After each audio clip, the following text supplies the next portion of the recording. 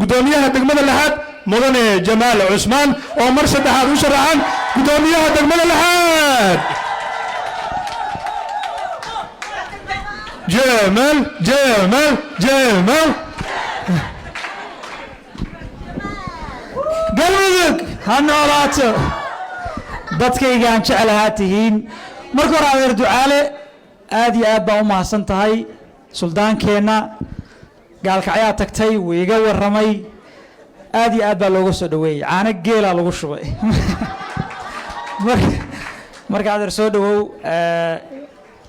waxaan rabaa inaan ii sheego hambalyo dhammaantiin galmudug 17 years staying strong maasha allah hambalyo gaalkacyo nin ku dhashay baan ahay gaalkacyo nin ku soo koray baan ahay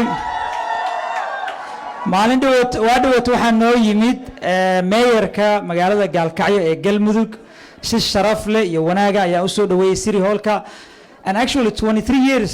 ago ayaa ninkaa dugsi isla dhiga jirnay dugsi baa isla dhiga jirnay ninaan soo wada kornuu noqday xaafadihii gaalkacyo isku bedeleen iyo bilicda ka muucata quruxdeeda ayuu iga sheekeeyey marka aad iyo aad baan ugu farxay galmudug you are the father so lama dhihi jirin puntland waa motherka you are the father of federaalka marka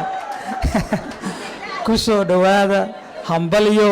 waa inii hambalyeynayaa sharaf iyo wanaag baad ummadda soomaaliyeed tusteen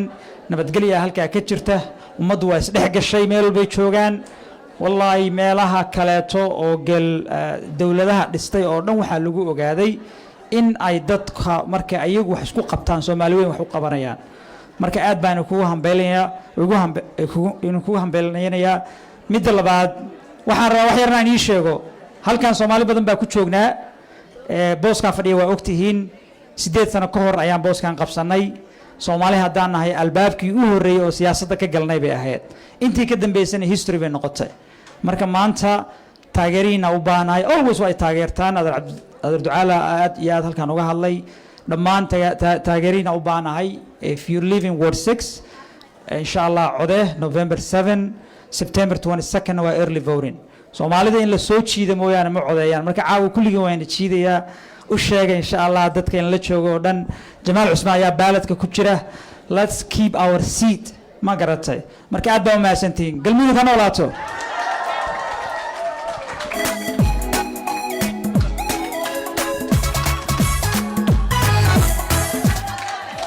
waa tahay jamaal aad iyo aad buu u mahadsan yahay waxaan rabaa inaan raacsado doorashadiisa wax yar waad ogtihiinoo degmada lixaad ee waarsigiis doorasho ayaa ka socota dad kale aad tartamaya laakiin waxaan rabaa inaan raacsado marka aad taqaanid shinno hore macidiisa ay ku qaniintay shinno cusubna ay timaado waxaad jeceshahay shinnidii hore inay kula joogto maxaa yeelay already macideedu way ku gasho qaniyadu waxba ku dhibi mayso laakiin shinnida cusub markaba qaniyo cusub bay kugu dhalinaysaa jamaal waa markii saddexaad hadda kursi waa markii labaad kursigan joogo waana markii saddexaad uu tartamayo waxaan baranay siyaasadiisa habdhaqankiisa dabeecadihiisa waxqabadkiisa